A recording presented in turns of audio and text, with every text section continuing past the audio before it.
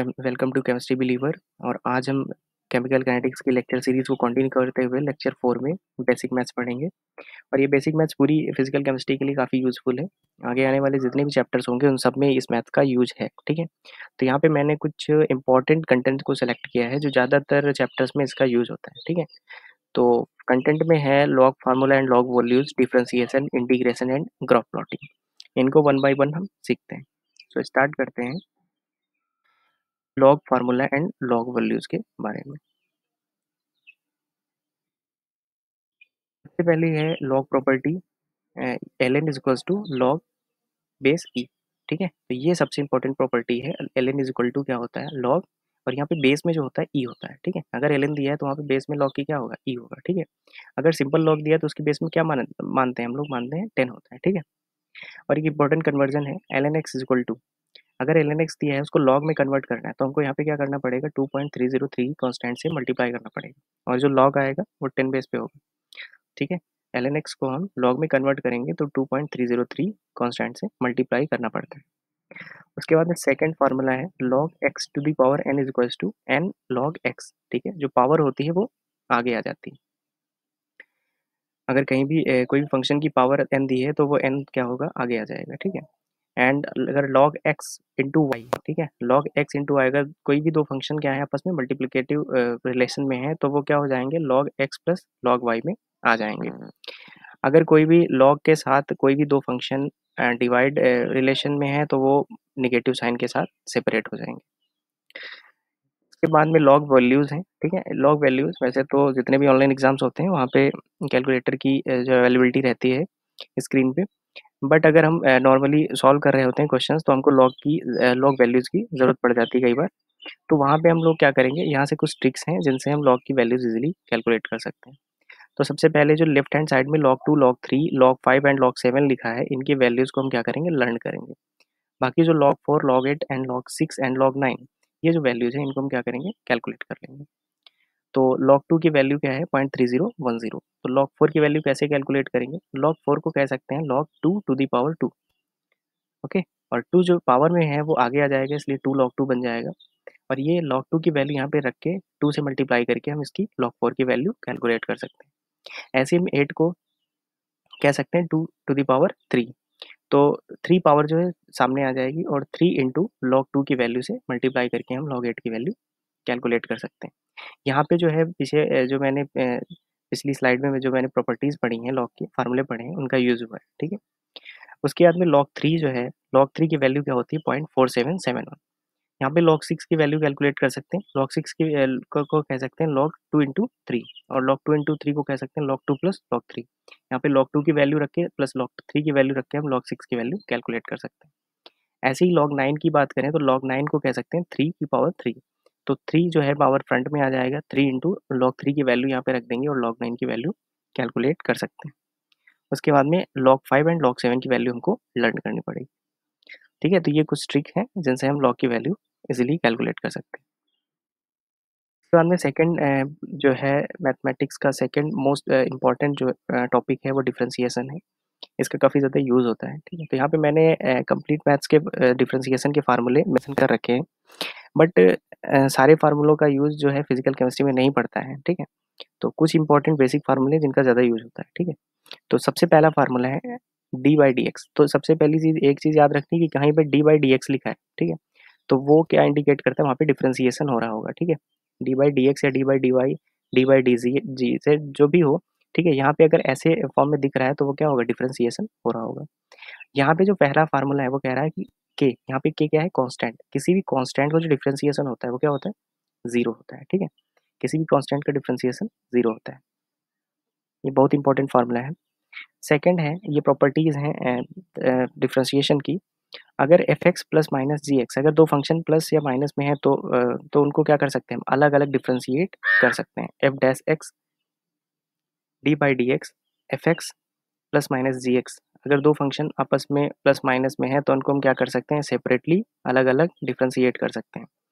तो F dash X plus minus G dash X में इनको हम लिख सकते हैं। ठीक है, यहाँ पे डैश जो होता है, डैश क्या इंडिकेट करता है, इसका वन टाइम डिफ्रेंशिएशन हो गया। अगर डबल डैश लगा होगा तो टू टाइम डिफ्रेंशिएट हो चुका होगा फंक्शन, ठीक है। यहाँ पे एफ एक्स फंक्शन एक टाइम डिफ्रेंशिएट हुआ है, इसलिए यहाँ पे एफ डैश एक्स से इसको लिखा गया है, ठीक है। वैसे ही अगर हम D by D x of के इंटू एफ एक्स करेंगे, यहाँ पे के क्या है, कांस्टेंट है, किसी फंक्शन के साथ कोई भी कांस्टेंट का मल्टीप्लाई है तो वो कांस्टेंट जो है उसके साथ कुछ नहीं होता है, वो सामने लिखा रहता है, ठीक है। और जो फंक्शन होता है उसका क्या हो जाता है, डिफरेंशिएशन हो जाता है, ठीक है। इसके बाद में है कि अगर कोई भी दो फंक्शन आपस में पाई में है, ठीक है, तो उनके उनका जो फार्मूला होता है वो क्या होता है, first function into second function का डिफरेंशिएशन। यहाँ पे फर्स्ट फंक्शन एफ एक्स को ले लें, जी एक्स को ले लें, सेकेंड फंक्शन तो क्या होगा, F X into G dash X plus G X into F dash X. जो डैश वाले हैं उनका डिफरेंशिएशन हुआ है और जो जिनमें डैश नहीं है वो वैसे ही लिख दिए जाएंगे, ठीक है। तो यह F X into G X का रिलेशन।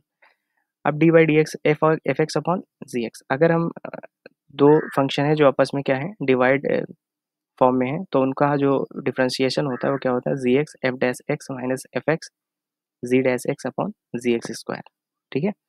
जी X F dash X minus F X G dash X upon G X square. जो हमारा न्यूमरेटर में होगा उसको न्यूमरेटर में ही लिखेंगे, उसकी पावर 2 लगा के, ठीक है, उसका डिफरेंशिएशन नहीं करेंगे। इसके बाद में डिफरेंशिएशन की बात करें, इसके कुछ और फार्मूले हैं। अगर एफ जी एक्स, ठीक है, अगर एक फंक्शन जी एक्स है और वो किसी का फंक्शन है, ठीक है, तो अगर इसका डिफरेंशिएशन करते हैं तो क्या होगा, पहले सबसे बाहर वाले फंक्शन का डिफरेंशिएशन होगा, उसके बाद में अंदर वाले फंक्शन का भी डिफरेंशिएशन होगा, ठीक है। बाहर वाले फंक्शन एफ जी एक्स का डिफरेंशिएशन हो जाएगा, उसके बाद जी एक्स का फिर से डिफरेंशिएशन होगा, फर्दर डिफरेंशिएशन, ठीक है। तो ये हो जाएगा हमारा, ये भी काफ़ी इंपॉर्टेंट प्रॉपर्टी है। और जो 7 नंबर जो फार्मूला है ये सबसे ज़्यादा यूज़ होता है, ठीक है। D by D X is equal to D by D X X to the power N is equal to N X की पावर एन माइनस 1। तो यहाँ पे जो एन होती है पावर वो सामने आ जाती है और एन की पावर -1 हो जाता है, ठीक है। तो ये काफ़ी इंपॉर्टेंट फार्मूला है। इसके बाद कुछ sine cos theta and tan theta, ये कुछ ट्रिग्नोमेट्रिक जो रेशियो हैं इनकी कुछ डिफरेंशिएशन है। तो साइन एक्स का डिफरेंशिएशन कॉस एक्स होगा, कॉस एक्स का जो होगा माइनस साइन एक्स होगा, टेन एक्स का सेक स्क्वायर एक्स होता है, कॉट एक्स का माइनस कॉसेक स्क्वायर एक्स होता है, और सेक एक्स का जो डिफरेंशिएशन है sec X into tan X होता है, कॉसेक एक्स का होता है minus cosec X into cot X. E to the power X का ई की पावर एक्स ही रहता है, यहाँ पे कोई चेंजेस नहीं होता है, ठीक है। ए की पावर एक्स का हो जाता है ए की power X L N A, ठीक है। यहाँ पे नेचुरल लॉग यूज किया गया है, D by D X L N X is equals to 1 by X. And इसके बाद है sine inverse X is equal to 1 upon under root 1 minus X square. ये इनवर्स ट्रिग्नोमेट्रिक जो रेशियो है इनके डिफरेंशिएशन है, इनका ज़्यादा यूज़ नहीं होता है, ठीक है। सो इनको हम पढ़ सकते हैं और इनका ज़्यादा यूज़ नहीं हुआ है कभी आगे फिजिकल केमिस्ट्री में, ना तो होता है, इसलिए ज़रूरी नहीं इनको लर्न किया जाए, बट ये डिफरेंशिएशन के फार्मूले, इसलिए इनको हम देख लेते हैं। उसके बाद में इंटीग्रेशन है। इंटीग्रेशन का जो ये पहला फार्मूला है बहुत ज़्यादा इंपॉर्टेंट है। अगर कहीं भी ये वाला साइन दिख रहा हो, ठीक है, ये इंटीग्रेशन का साइन होता है, उसके साथ पीछे कोई डी एक्स या डी वाई डी जेड कोई वैल्यू में लिमिट ज़रूर होता है, ठीक है। तो यहाँ पे अगर हम इसका, यहाँ पे कोई भी डी एक्स के आगे कोई भी चीज़ नहीं लिखी होती, तो हम क्या करते हैं, उसका इंटीग्रेशन जो करते हैं वो क्या आ जाता है, एक्स। और यहाँ पे सी कॉन्स्टेंट होता है, सी क्या होता है, कॉन्स्टेंट, जो हमेशा वो लगाते हैं इंटीग्रेशन में। वैसे ही एक्स की पावर एन का अगर हम इंटीग्रेशन करते हैं, एक्स की पावर एन का इंटीग्रेशन करते हैं तो क्या आ जाता है, एक्स की power N plus 1 upon N plus 1 plus C, ठीक है। कॉन्स्टेंट को हमेशा लिखेंगे। 1 upon X into D X का अगर हम इंटीग्रेशन करते हैं तो एल एन एक्स मॉड है, ठीक है, एंड प्लस सी। अगर ई की पावर एक्स का इंटीग्रेशन करते हैं तो ई की पावर एक्स ही रहता है और सी कॉन्स्टेंट वहाँ पे ऐड होगा। ए की पावर एक्स का इंटीग्रेशन करते हैं तो 1 upon L N A into A की पावर एक्स प्लस सी। अगर हम एल एन एक्स का इंटीग्रेशन करते हैं तो X L N X minus X plus C, ठीक है। तो ये कुछ फार्मूले हैं, यहाँ पे ट्रिग्नोमेट्रिक रेशियो हुए फार्मूले हैं, तो इन फार्मूलों को जो है लर्न करने की ज़रूरत है। और इसके बाद के कुछ ऐसे फार्मूले हैं जिनका ज़्यादा यूज़ नहीं है, ठीक है। तो ये जो कुछ फार्मूले हैं, ठीक है, ये हायर फिजिकल केमिस्ट्री में यूज़ होते हैं, जैसे क्वांटम केमिस्ट्री हो गई, वहाँ पे जो हायर केमिस्ट्री में मैथमेटिक्स का यूज़ होता है वहाँ पे ये फार्मूले यूज़ होते हैं। और अभी तो नॉर्मल जेई नीट लेवल की केमिस्ट्री में इन फार्मूला का कोई यूज़ नहीं होगा, ठीक है, इंटीग्रेशन के, इसलिए इनको जो है ज़रूरी नहीं याद किया जाए। बट अगर जो बच्चे हायर के लिए देख रहे हैं तो उनके लिए ये सारे फार्मूले भी ज़रूरी हैं, ठीक है, इनका यूज़ होता है। इसके बाद में है लास्ट पॉइंट हमारा, graph plotting and curve tracing, ठीक है। तो ग्राफ प्लॉटिंग अभी हम यहाँ पे सीखेंगे, कर्व ट्रेसिंग नेक्स्ट लेक्चर में सीखेंगे किसी। तो फर्स्ट है ग्राफ प्लॉटिंग। ग्राफ प्लॉट कैसे करते हैं, क्योंकि ग्राफ ऐसी चीज़ है जो हर एक चैप्टर में कहीं ना कहीं देखने को मिल जाता है। तो अगर हमारा कोई स्ट्रेट लाइन इक्वेशन दी है, ठीक है, और उसको हमने वो किस फॉर्म में दी है, y equals to M X plus C के फॉर्म में दी है। तो वहाँ पे c जो होता है वो इंटरसेप्ट होता है, m जो होता है हमारा क्या होता है, स्लोप होता है, ठीक है। और y क्या होता है, डिपेंडेंट वेरिएबल होता है। यहाँ पे y क्या होता है, डिपेंडेंट वेरिएबल होता है, और x क्या होता है, इंडिपेंडेंट वेरिएबल होता है, ठीक है। यहाँ पे m क्या होता है, स्लोप है, c हमारा इंटरसेप्ट है, x क्या होता है, इंडिपेंडेंट वेरिएबल होता है, एंड y क्या होता है, डिपेंडेंट वेरिएबल होता है। यहाँ पे अगर इसमें देखें ग्राफ में, तो y एक्सिस पे ये जितना पोर्शन कटा है, ये वाला पोर्शन, ठीक है, ये क्या होता है हमारा, ये होता है हमारा इंटरसेप्ट, ओके। और ये जो लाइन जो होती है, लाइन का जो बेंट होता है, ठीक, जो tan थीटा होता है, यही होता है स्लोप, ओके। इसको स्लोप कहते हैं। और ये जो है y एक्सिस से कटा हुआ इंटरसेप्ट है, और ये स्लोप है m, इसको m से डिनोट करते हैं, इसको कई जगह tan थीटा भी लिखा जाता है, ठीक है। इसके बाद में है इक्वेशन में इंटरसेप्ट। इंटरसेप्ट का क्या रोल होता है, और इंटरसेप्ट कब पॉजिटिव होता है, कब जीरो होता है, कब निगेटिव होता है। इंटरसेप्ट अगर क्या होता है, वाई एक्सिस की पॉजिटिव डायरेक्शन में कटा हुआ है, ठीक है, वाई एक्सिस की पॉजिटिव डायरेक्शन में अगर उसका इंटरसेप्ट है, ठीक है, तो ये क्या होगा, पॉजिटिव होगा। अगर इंटरसेप्ट, अगर कोई भी लाइन है, स्ट्रेट लाइन जो है ओरिजिन से होके पास हो रही है, तो यहाँ पे कोई इंटरसेप्ट कट ही नहीं कर रहा है, इसलिए इंटरसेप्ट क्या होगा, जीरो होगा। अगर कोई भी इंटरसेप्ट जो है वाई एक्सिस के नेगेटिव डायरेक्शन में कट करते हुए जा रहा है, ठीक है, ये अगर लाइन को हम आगे इंक्रीज करेंगे तो कहाँ पे कट करेगा, ये वाई एक्सिस की नेगेटिव डायरेक्शन में। तो यहाँ पे जो इंटरसेप्ट आएगा वो क्या आएगा, निगेटिव आएगा, ठीक है। इनका आगे नेक्स्ट लेक्चर में इसका काफ़ी ज़्यादा यूज़ है, ठीक है। और इसके बाद में है लाइन इक्वेशन में, अगर हम जो स्लोप होता है उसके बारे में देखेंगे। स्लोप कब पॉजिटिव होता है, कब निगेटिव होता है, और पॉजिटिव और निगेटिव स्लोप के अकॉर्डिंग हम कैसे ग्राफ को प्लॉट करते हैं।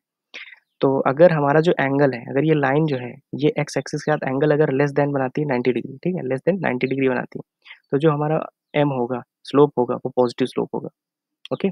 अगर ये लाइन जो है एक्स एक्सिस के साथ लेस देन 90 डिग्री एंगल बनाती है, तो क्या होगा, ये स्लोप पॉजिटिव होगा। अगर एंगल जो है मोर देन 90 डिग्री है, तो हमारा एम क्या होगा, निगेटिव होगा, स्लोप क्या होगा, निगेटिव होगा। तो इससे हम क्या हेल्प से क्या कर सकते हैं, अगर हमको स्लोप दिया हो, ठीक है, स्लोप गिवन हो कि एम जो है निगेटिव है, तो वहाँ से क्या इजीली ग्राफ को ड्रॉ कर सकते हैं, ठीक है। ग्राफ की लाइन ऐसे जाएगी, ठीक है। अगर एम पॉजिटिव तो ग्राफ की लाइन ऐसे जाएगी, ठीक है। तो इनका जो है नेक्स्ट लेक्चर में ही काफ़ी ज़्यादा यूज़ है। सो इसको जो है एक दो बार प्रैक्टिस कर लीजिए, बना के देख लीजिए, ठीक। और आगे आने वाले लेक्चर्स में हम लोग जो है first order, zero order reaction के बारे में डिस्कस करेंगे, उनकी हाफ लाइफ्स के बारे में डिस्कस करेंगे। सो चैनल को सब्सक्राइब कीजिए और लाइक कीजिए वीडियो को, ज़्यादा से ज़्यादा शेयर कीजिए। Thank you.